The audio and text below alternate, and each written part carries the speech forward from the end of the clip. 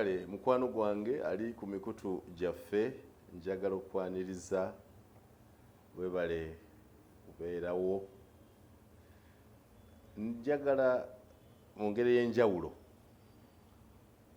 okuleeta essanyu lyange gye muli nga ntandika n'okuyozaayoza mukwano gwange Joel Ssenyonyi. Joel Ssenyonyi munnamawulire era sabbiiti 2 eziyise yalondebwa ab'ekibiina kya National Unity Platform NUP okubeera nampala w'oludda oluvuganya gavumenti mu Parliament okuli oludda as leader of opposition. Njagala okumuyuzaayoza ku ngeri 2. Joel Ssenyonyi akiikirira ekiwayi kyaffe abalwanagana n'ensi nga tetutegeera oba abalwanagana n'ensi n'erwawo okututegeera.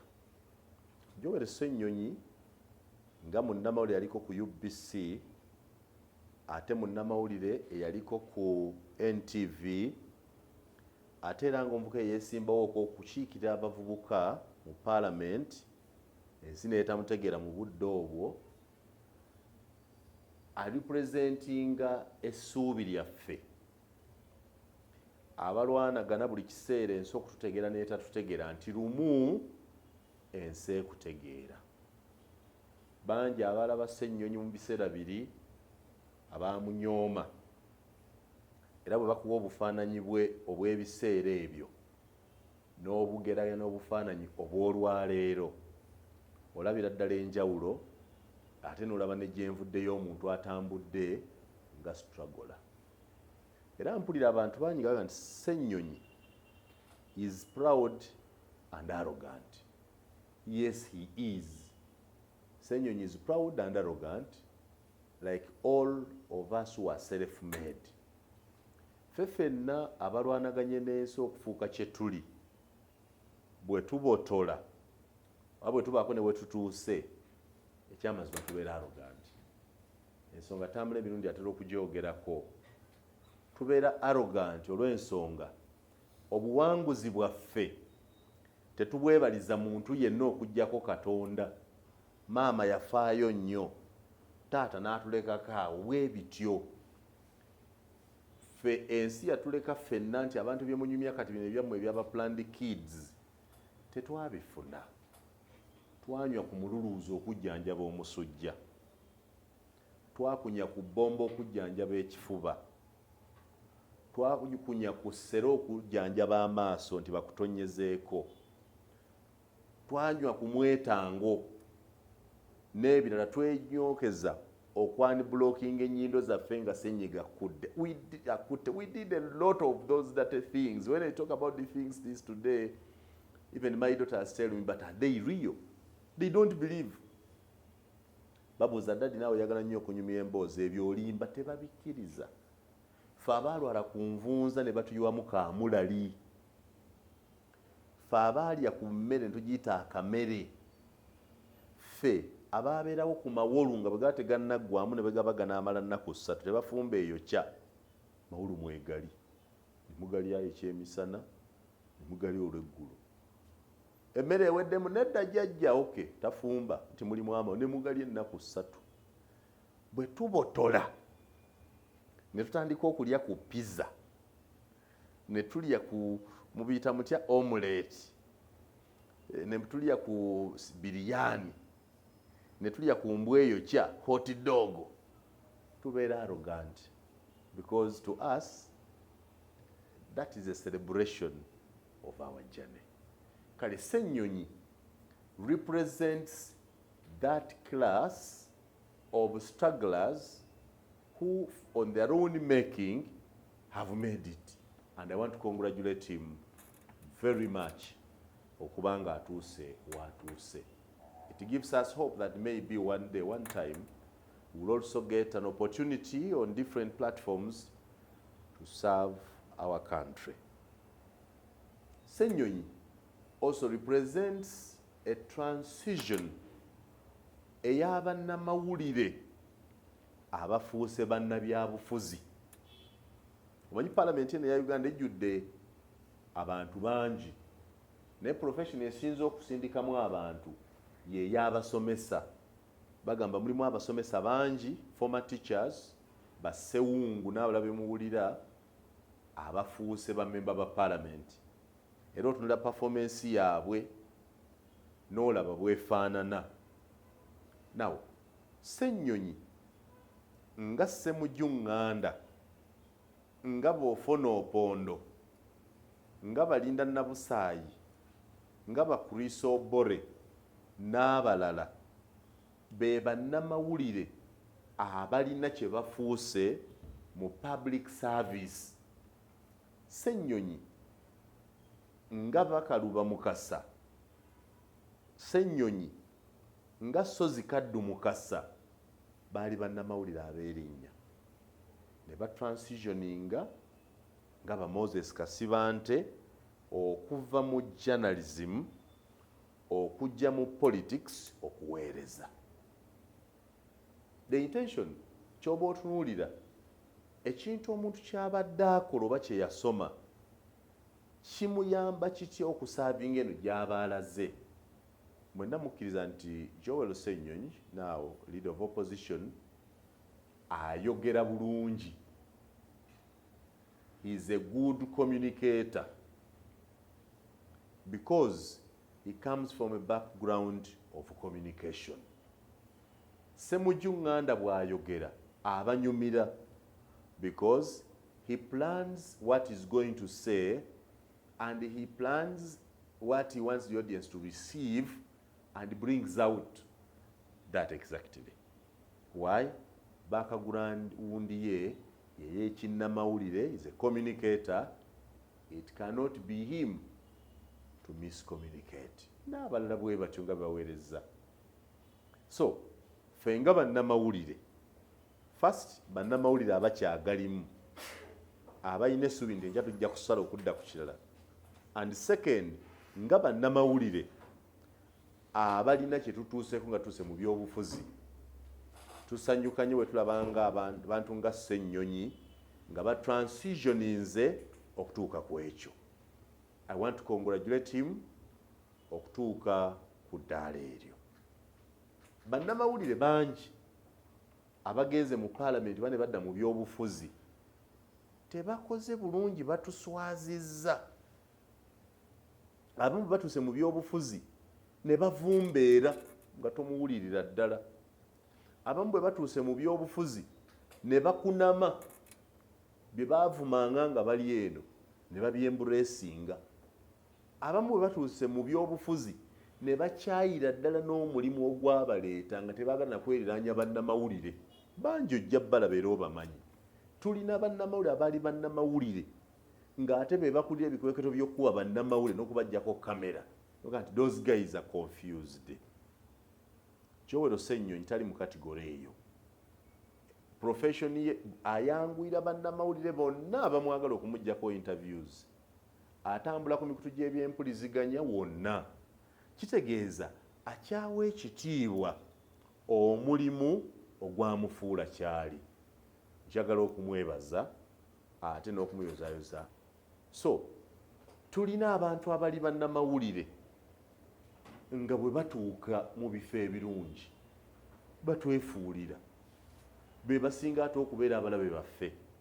So njagala okwebaza Ssenyonyi olw'okwanguyiza bannamawulire mumutuukako, olw'okwewaayo mu mawulire, olw'okuweesa amawulire gaffe ekitiibwa. Abasawo basanyuka nnyo nga musawo munnaabwe ali mu paalamenti nga bano babali omunsi beekiseeringa. Bapuliida babeera happy nga bapuliida bannaabwe nga owekitiibwa Medard Sseggona beekiseeringa, Berias Lukwago bafuga. Oyo nno puliida, yeah, he's a lawyer, he studied law and that kind of thing. We are also proud that a journalist like us was appointed. And I want to thank the appointing authority, Mwami Robert Kyagulanyi Ssentamu. Kubanga bassebo ne bannyabo ffenna wano we tuli okwekiseeringa, weetaagawo omuntu akukkiririzaamu. Ng'ensi yonna tekukkiririzaamu nga bannaysayers bagamba tosobola, bakuvuma, bakuyisaamu amaaso, weetaagayo omuntu ogwo akukkiririzaamu. Era omuntu oyo akukkiririzaamu bw'akusitula, bw'osituka atulaba bala nga bagamba era ffe twamulaba, thank you for that, biki byonna baselebratinga, naye nga tebamanyi kye baliko. I have witnessed it in my life. You have witnessed it in your life. We have witnessed it in the life of others. Era ebimu ku bintu byentera okulaba nga soft spot ku mwami Yoweri Kaguta Museveni, abamu bye bayinza obutategeera. Mwami Museveni abadde azimba abantu. Oyinza okuba tomwagala mu birala, waliwo batta, ne Mwami Museveni abadde azimba abantu. Waliwo abantu betumanyi olwale nga bw'omutunuulira, gavumenti ya Museveni yemuzimbye omufuula kyali, nemufuula omugagga, nemufuula owettutumu, nemufuula omuntu. Obalaba abamu nga bajja bato, bano bannabbanja, who were mayor district councillors and they became RDCs. But Frank tumwebaze, they are former RDCs who became ministers and today they are where they are. There are many people bola bano bonna bakadaaga, balwebbe kadaaga bemwogerako olwaleero. Mwami Museveni yabalaba nga bakyali bato, tetubakkirizamu, tetubamanyi, ne babazimba to become what they are today. N'abalala ennyo bonabye bagabira platforms to grow. So ne Robert Kyagulanyi senta mu okusooka gwalinga mukwano ogwa, they were like friends. Mwami Kyagulanyi ne Ssenyonyi bwe yaleetera Ssenyonyi, abantu bangi bali believing and Ssenyonyi can become what he is today. It was simply, I remember, bwe yava ku NTV, I remember a statement from one of my friends that he's been misled. Baga nti Kyagulanyi has misled. Naha, oyo yatadde mu bulabe, I think he was misled. Agende yegattemu ebyo bwe bityo. Mwami Kyagulanyi yekka, tewaba omulala yeewaana. Mwami Kyagulanyi yekka ye yakkiririza mu Joel Ssenyonyi.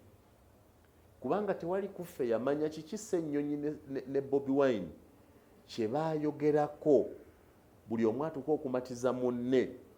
Ssenyonyi atuuka okuleka ebitiibwa. NTV is not a mean media house. Many people in journalism admire to work for that nation media group.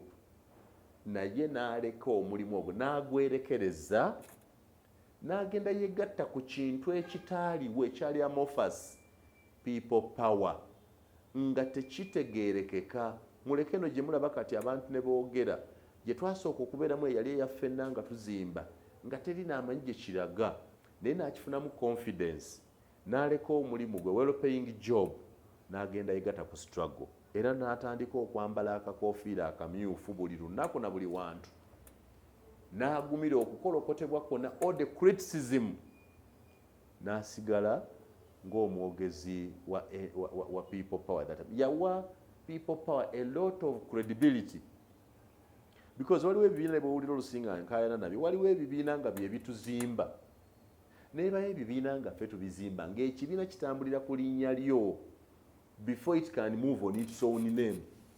So Joel Ssenyonyi yatambula bw'atyo n'aleka omulimu gwe. I respect these sacrifices bassebo ne bannyabo.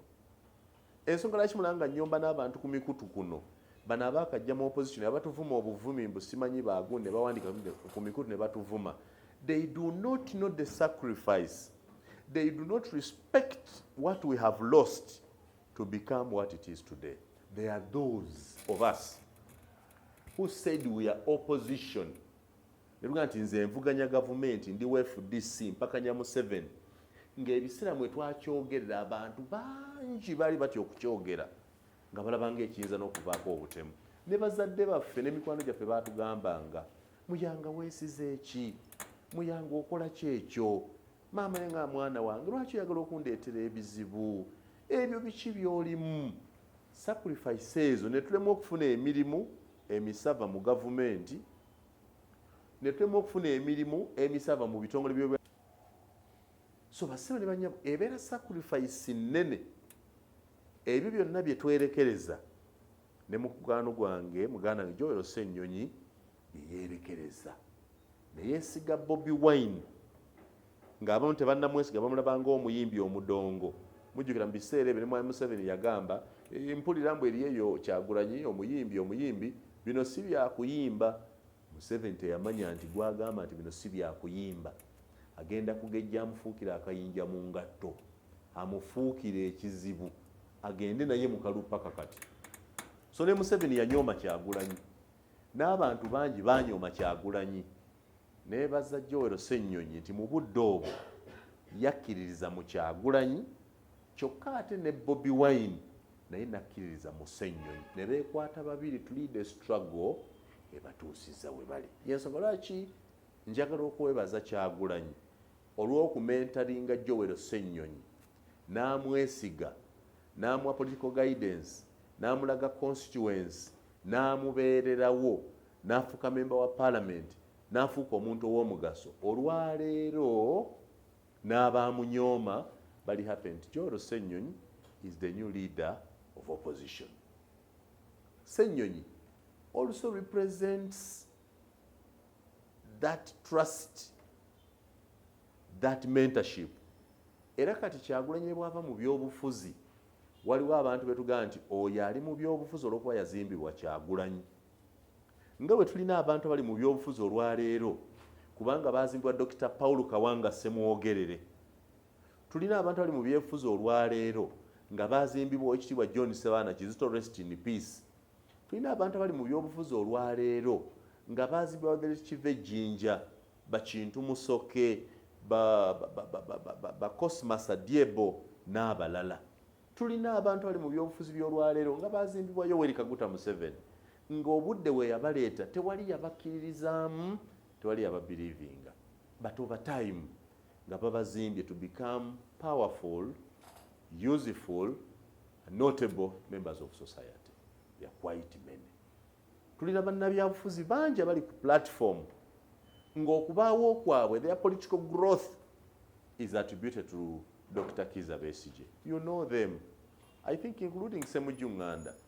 So every time you enjoy what Ssemujju Nganda says, remember that the biggest influence and contribution that makes him was from Dr. Besigye, who was a friend of Sam Kaleganjuba, and the two, Sam Kaleganjuba and Dr. Besigye, met what she was Ssemujju Nganda. These people, Besigye tabaddeko member wa parliament, Besigye tabaddeko president, but he made a contribution in building men, including those fighting him now. The Nandala Mafabis, the creation of Besigye, who knew them? The Patrick Oboy, Amriat, who knew these people? There are many. The the Anita Mongs, the Tayebwas, many of these people are what they are today because of Dr. Kizza Besigye.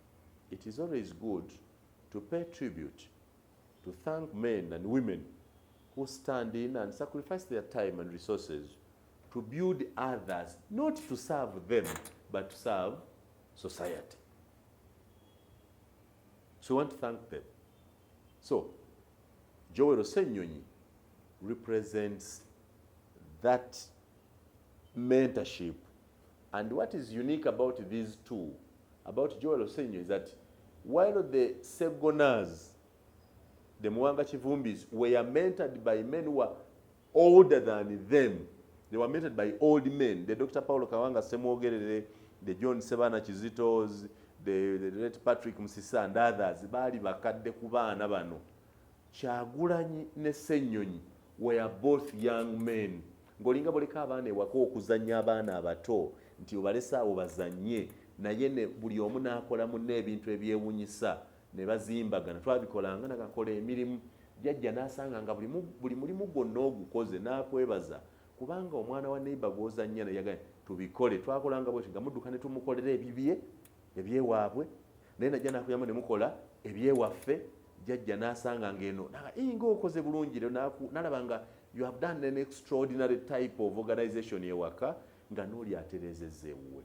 These two were young men who trusted each other and mentored each other. We congratulate them that whatever life they have reached, ng'oli member of parliament, ng'oli party leader, is a life of sacrifices, but is also a life of shock that none of us foresaw.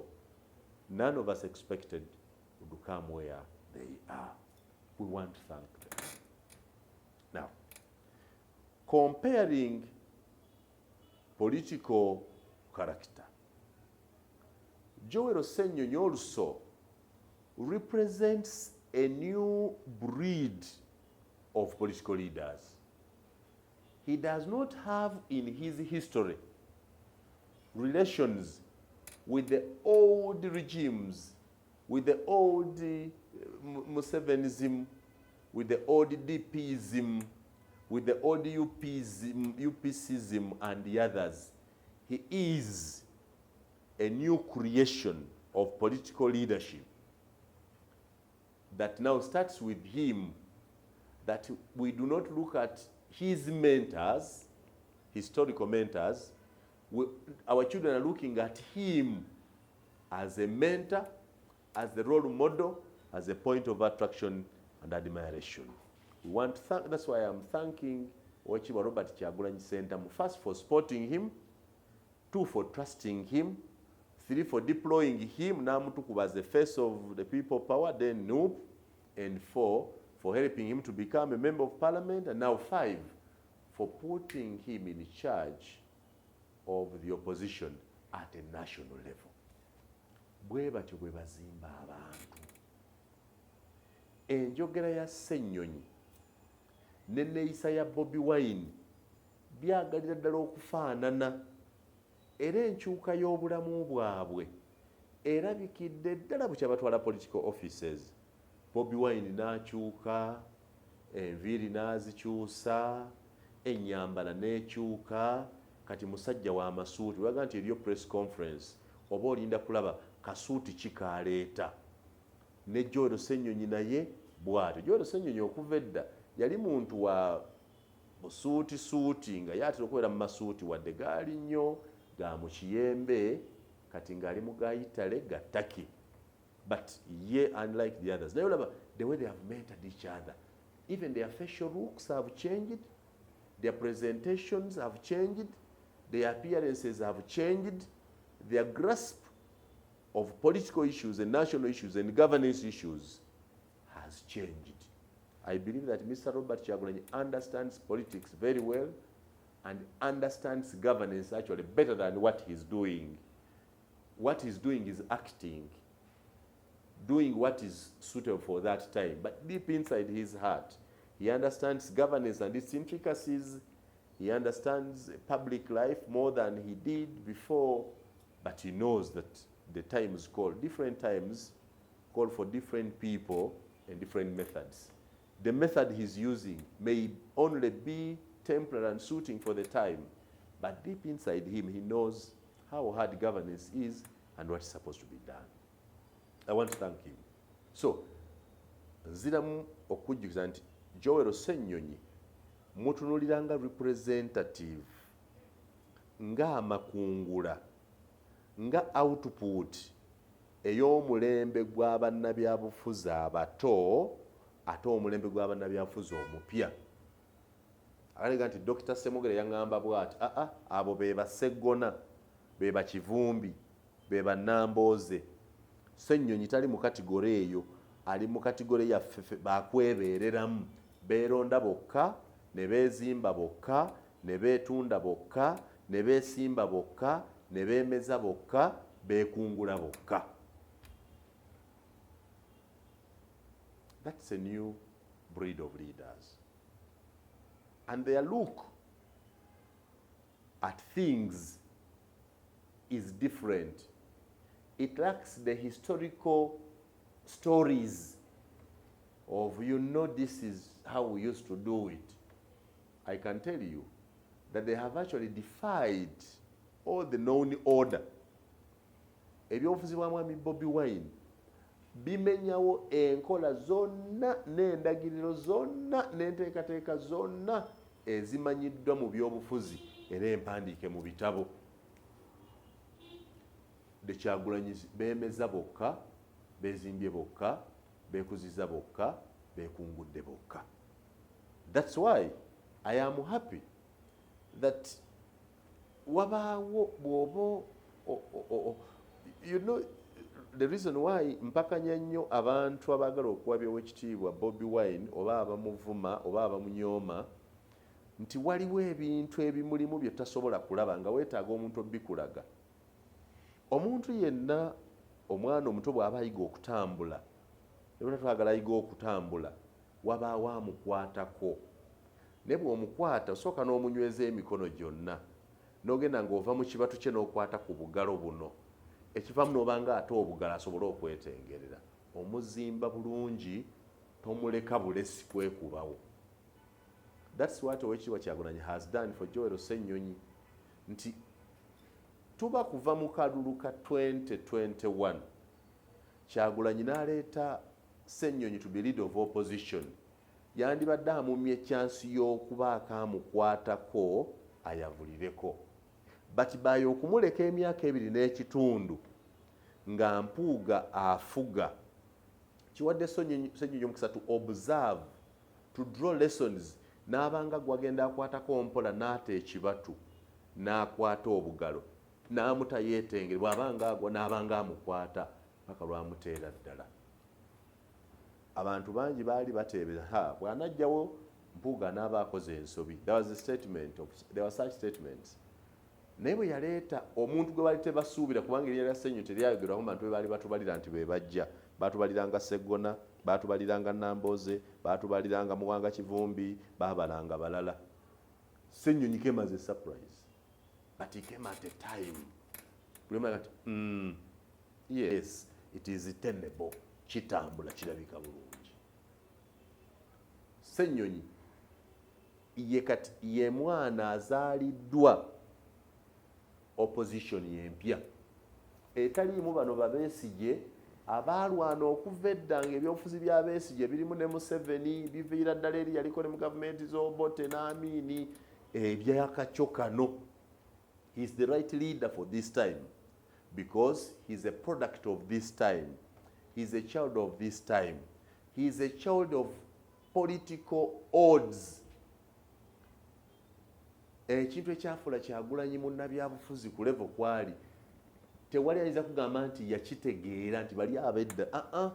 It is a wave that came, najja gyava, era bwe nali njogera neyaŋŋa nti naye teyalowooza nti alifuuka kyali. Teyakyagala nako wadde okukikeerera. Yalaba bulabi nga Katonda amutisse eggugu n'obuvunaanyizibwa bimwambadde, takyasobola kukifuluma, n'afuuka that leader. So is Joel Ssenyonyi. So NUP entuufu kati yakavaayo.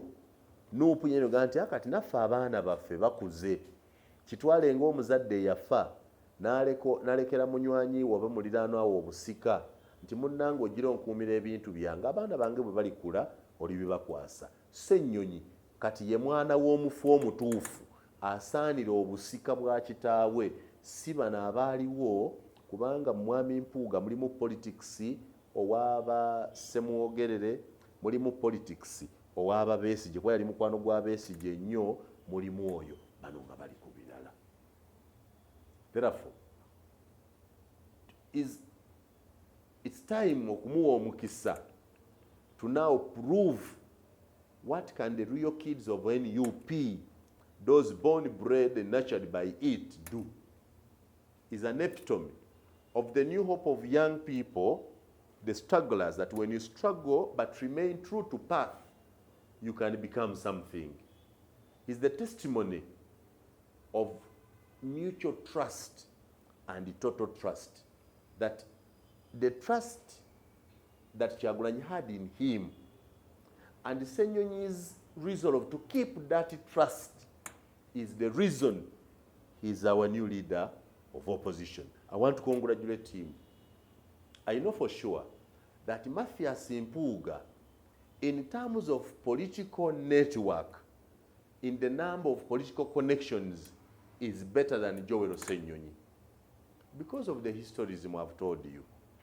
Bw'oba kubayita nti political network nti ona connectinga wano na wano na wano na wano na wano, Mpuuga is more politically connected than Joel Ssenyonyi is. I can say that without fear or favor.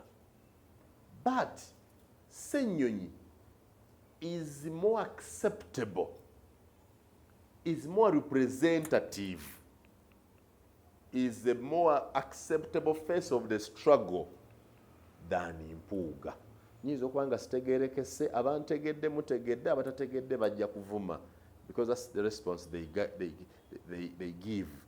But I want you to understand it in that way, that Joel Ssenyonyi kyasinga ku Mpuuga is the acceptability.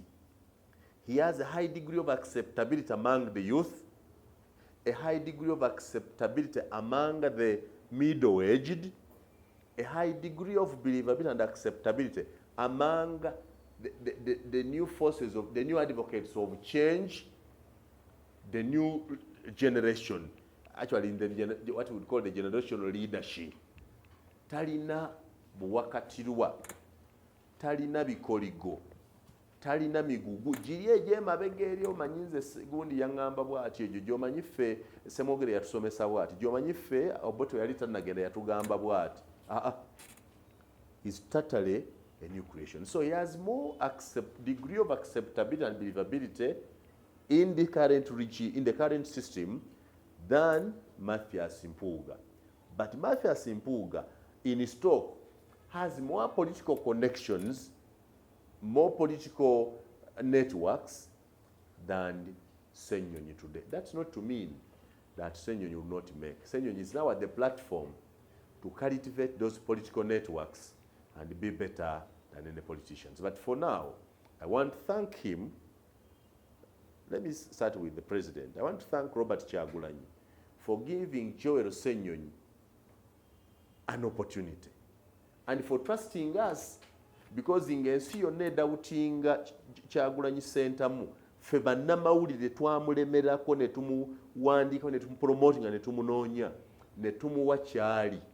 Okutuwa Ssenyonyi abadde munnamawulire kubanga kwebaza profession yaffe na kugiwa kitiibwa na kugyesiga nti you fought for me, you stood with me, I also now want to stand with you. I congratulate you, Mr. Kyagulanyi. I congratulate you, Omwami Joel Ssenyonyi, but also thank Wekiwa Mathias Mpuuga for an excellent service, for making the office of the leader of opposition admirable, that the number of voices that wanted to succeed you were just too many. Nobody fights for where there is no success. Maybe they found the office very suiting and beautiful. You actually made the office more attractive, that many people were attracted to seek that particular office. Thank you for your service. Keep mentoring. I've loved your statement. Keep mentoring Ssenyonyi. Keep working together. Naye Oweekitiibwa Kyagulanyi gwe nkwebazizzaako ensusso ku ekyo. Abantu bangi babeera n'abagezi babatuulira. Abantu bangi babeera n'abagezi tebaagala kuteeka abantu ku platform kumanyika. Naye obawaddeyo ate n'obawa omukisa beetunde ate n'olonda bulungi. N'otakola waliwo Mwami Museveni waakolera ensobi. Awanika omuntu bw'ati ate bw'aba amusula n'amugirayo ddala paka ku ttaka. Naye wa balansinze nti nga Joel Ssenyonyi leader of opposition ate Mathias Mpuuga is a commissioner of parliament. Nti actually enkiiko ezimu nga vetting committees, appointments committees n'ebirala bajja bituulangamu actually ne parliamentary commission bajja gituulangamu bombi, which means Kyagulanyi yalowooza n'asigala nga agenda kutappinga potential and expertise and knowledge of these two people at all the time. So NUP lost nothing in this kind of change of leadership. I congratulate you and wish you well. Nze Sir Simon Muyanga Lutaaya.